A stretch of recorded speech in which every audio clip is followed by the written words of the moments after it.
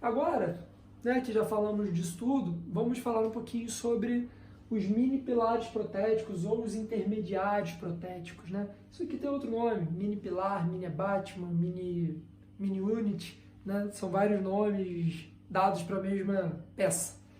E percebam que daqui para baixo ele vai ser exatamente como eu falei. Ele vai ser aplicado para cada tipo de prótese, para cada implante, na verdade, que o paciente já possui. Se ele tem um hexágono externo, isso daqui tem que ser para hexágono externo. Se ele é de cone morse, você tem que usar para cone morse. Se ele é um hexágono interno, você tem que pedir um específico para hexágono interno. O que vai mudar, né, além disso, vai ser o perfil de emergência desse paciente.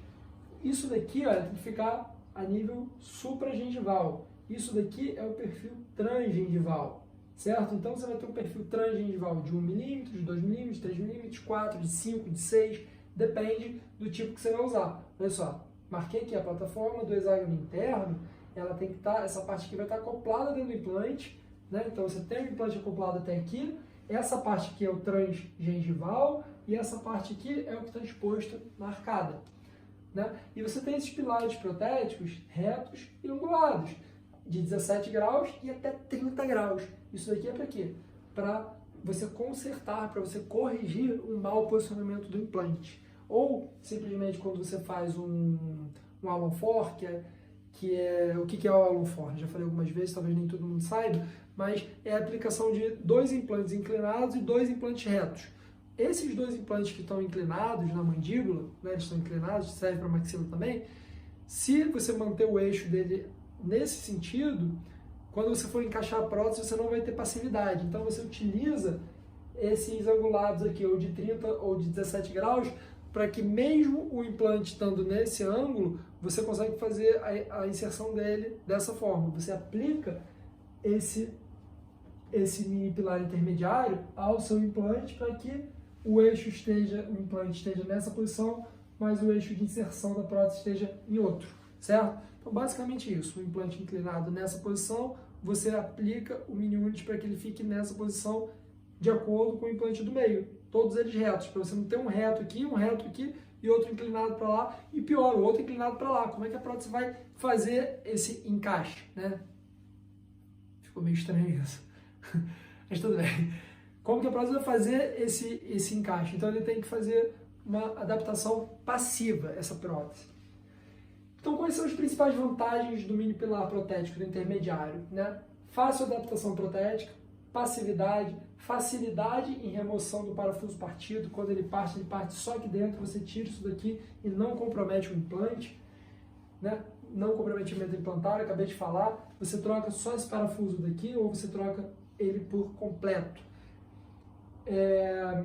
Quando você tem esses angulados aqui, olha, é importante você evitar tirá-lo o máximo, porque ele tem 6 a 8 posições diferentes na arcada.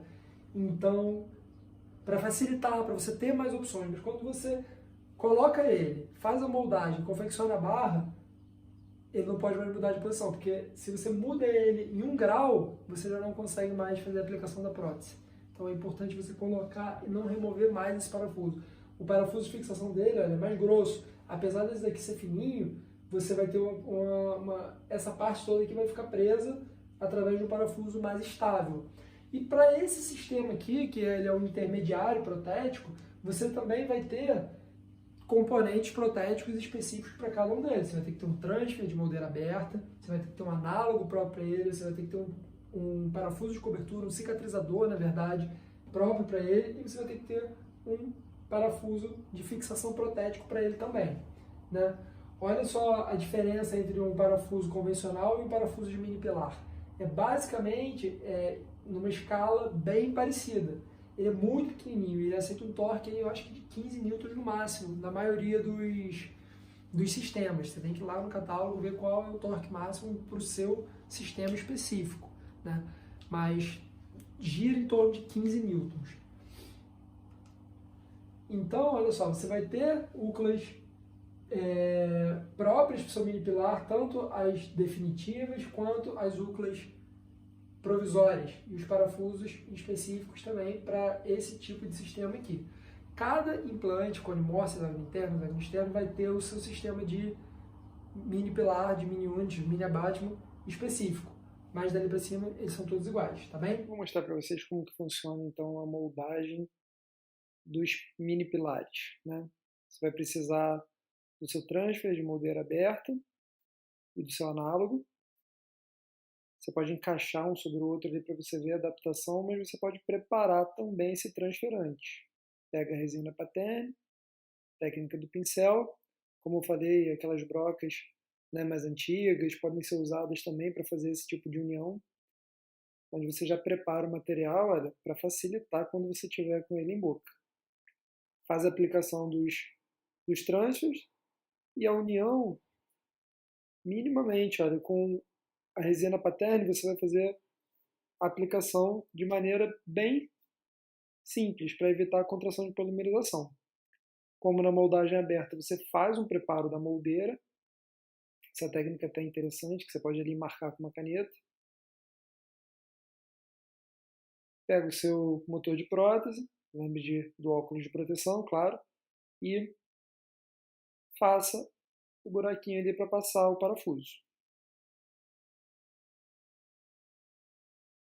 Pode testar, leva na boca. Se você quiser colocar uma lâmina de cera ali, só para fechar um pouquinho ali, para não vazar material por ali também, pode fazer. E leva-se a base pesada, uma técnica de moldagem única, né, onde você leva pesada e a leve ao mesmo tempo. Leva a base leve lá em volta dos implantes, já prepara a base pesada, carrega a moldeira e leve aonde você quer, né? Portanto, o parafuso, olha, tem que passar exatamente naquele buraquinho que você preparou, para depois, quando você for soltar a moldeira, você tem que desapertar esse parafuso passante e aí sim você remove a sua moldagem, né? O transfer vem agarrado à prótese, a moldeira, né? E aí nós vamos preparar aquele molde, vamos aplicar o cicatrizador, né, o análogo, desculpa, reparem que é um análogo próprio. Você instala o análogo, segura por um lado e aperta o parafuso pelo outro, para não deixar ele girar. Você vai fazer isso nos dois implantes.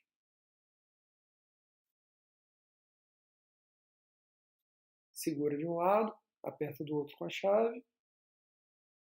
E aí sim você pode aplicar a gengiva artificial bem ali na cervical do implante. Espera ela secar e aí você pode vazar o gesso em cima desse modelo. Vazamento de gesso, com bastante cuidado para não bater naquela parte ali do análogo. Quando você for removê-lo, né, é importante primeiro você desapertar aquele parafuso dos transfers, senão a moldeira não sai. Solta os dois como foi na boca. Remova o segundo também. É melhor você tirar ele por completo, com bastante cuidado você vai ali e remove o seu modelo de gesso. Você pode trabalhar esse modelo de gesso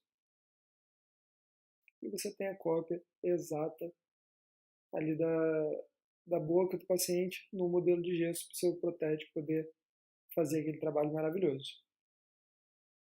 Então a aplicação dele, olha, dos retos é basicamente essa. Você encaixa ele com uma chave específica do seu kit protético e dá o torque sobre ele, se eu não me engano, 32 newtons na maioria dos sistemas. Volto a dizer, você tem que ir lá no teu sistema, no teu catálogo e verificar qual é o torque ideal.